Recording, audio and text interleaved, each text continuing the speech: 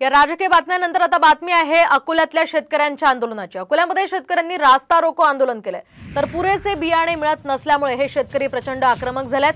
दोनच पॅकेट्स बियाण्यांचे मिळत असल्यामुळे शेतकऱ्यांमध्ये प्रचंड रोष आहे। अकोल्यात शेतकरी या ठिकाणी चांगलेच आक्रमक झाल्याचं पाहायला मिळतंय। अकोल्यातल्या टिळक रोडवर थेट शेतकऱ्यांनी रास्ता रोको आंदोलन करत आपला रोष व्यक्त केला।